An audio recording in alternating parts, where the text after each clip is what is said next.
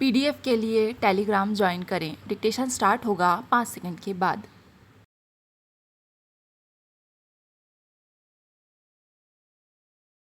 अध्यक्ष महोदय, मानव संसाधन विकास मंत्रालय और कृषि मंत्रालय से संबंधित अनुदान की मांगों पर चर्चा में भाग लेने का मौका दिए जाने पर मैं उपाध्यक्ष महोदय को धन्यवाद देता हूँ। ये मंत्रालय देश के विकास में एक महत्वपूर्ण भूमिका निभा रहे हैं। जल कृषि की आधारभूत आवश्यकता है। हमें कृषि के लिए, पीने के लिए और औद्योगिक विकास के लिए भी पानी की आवश्यकता होती है। मैं सरकार से अनुरोध करूँगा कि वह उपलब्ध जल संसाधनों के दोहन के लिए शीघ्र कदम उठाए। इस देश में एक असंतुलन है। देश के एक भाग में पानी उपलब्ध है तो दूसरे भागों में पानी उपलब्ध नहीं है। हमें ऐसे कदम उठाने चाहिए कि पानी जहाँ उपलब्ध है वहाँ से उसे ऐसी जगह ले जाएं जहाँ पानी उपलब्ध नहीं है। गंगा नदी को कावेरी नदी से जोड़ने की मांग कई दशकों से की गई है। अगर यह किया जाता है तो यह दक्षिण के लोगों को, दक्षिण के किसानों को लाभ पहुंचाएगा। इसी तरह मुख्य नदियों को जोड़ना चाहिए। अगर ऐसा हुआ तो हम लोगों को पर्याप्त पानी दे सकते हैं। हम इस असंतुलन को भी हटा सकते हैं। इस संदर्भ में मैं यह भी सुझाव देना चाहता हूँ कि महानदी को दक्षिण में ताम्रबरणी नदी के साथ जोड़ देना चाहिए। केरल में पानी पश्चिम की तरफ बह रहा है और यह बेकार जा रहा है। पश्चिम में बहने वाली नदी का पानी तमिलनाडु की तरफ मोड़ने से तमिलनाडु के किसानों को सहायता मिलेगी।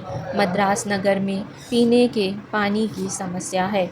पानी लेने के लिए लोगों को लंबी पंक्तियों में खड़ा होना पड़ता है। एक दिन छोड़कर उन्हें पानी दिया जाता है। कई योजनाएं बनाई गईं, किंतु किसी न किसी कारण से उन्हें छोड़ देना पड़ा।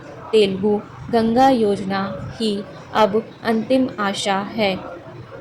संबंधित राज्य तमिलनाडु को पानी देने के लिए सहमत है, पर योजना के कार्यान्वयन में देरी हो रही है। भारत सरकार को स्वयं यह देखना है कि शीघ्रातिशीघ्र यह योजना कार्यान्वित हो। कावेरी जल विवाद 25 वर्षों से अधिक समय से लंबित है। मुझे खुशी है कि उच्चतम न्यायालय ने न्यायाधिकरण के पक्ष में फैसला दिया है। इसने भारत सरकार को यह निर्देश भी दिया है कि न्यायाधिकरण का गठन 1 महीने के अंदर कर दिया जाएगा। मैं सभी संबंधित दलों से अनुरोध करता हूं कि वे इस सुझाव को मान लें और इस विवाद के शीघ्र निपटारे के लिए सहयोग दें। इस विवाद के लंबे खिंचने के कारण तमिलनाडु के कावेरी डेल्टा, विशेषकर तंजावुर जिले में कृषि बुरी तरह प्रभावित हुई है। लाखों व्यक्ति जो कृषि में लगे हुए थे, अब बेरोजगार हैं। उस क्षेत्र की अर्थव्यवस्था पूर्ण रूप से ढह गई है।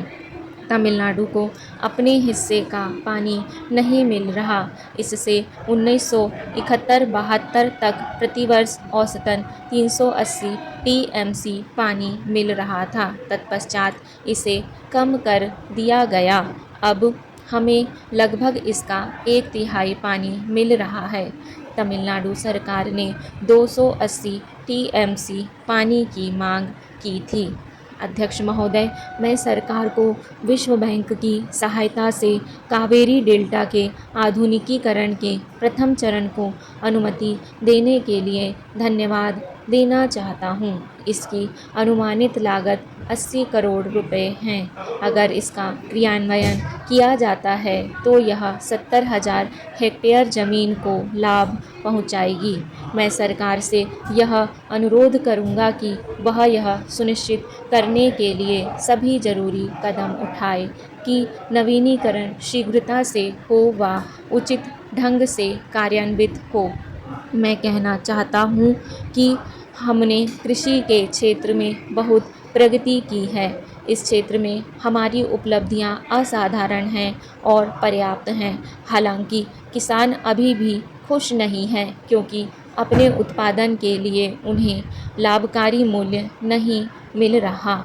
तमिलनाडु में किसान धान के प्रत्येक क्विंटल पर 250 रुपये के समर्थन मूल्य और गन्ने के प्रत्येक टन पर 500 रुपये समर्थन मूल्य की अपेक्षा करते हैं। अन्य उत्पादों पर भी सरकार द्वारा लाभकारी मूल्य निश्चित किया जाना चाहिए, ताकि किसानों की ऐसा मूल्य प्राप्त हो जिससे वे अपना निर्वाह कर सकें। हमारे पास तिलहन की कमी है, हमें इसके आयात पर निर्भर रहना पड़ता है। देश में तिलहन के उत्पादन के लिए हमें और प्रोत्साहन और सहायता देनी चाहिए।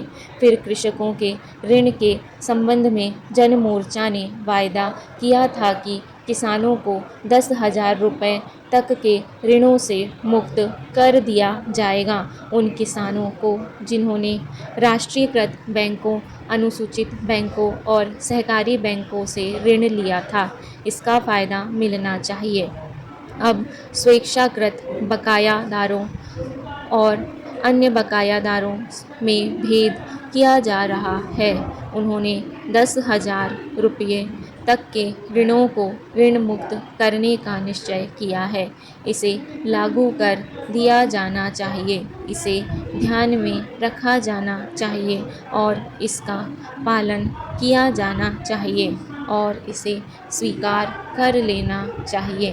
महोदय, मुझे बताया गया है कि कल और आज तमिलनाडु में भारी वर्षा हुई और तूफान आए। कल अवकाश है। मैं माननीय मंत्री से निवेदन करूंगा कि मद्रास और तमिलनाडु के अन्य भागों में बाढ़ से प्रभावित क्षेत्रों का निरीक्षण करें और सभी संभव सहायता करें और तमिलनाडु के लोगों को राहत पहुंचाने के लिए कदम उठाए जाएं।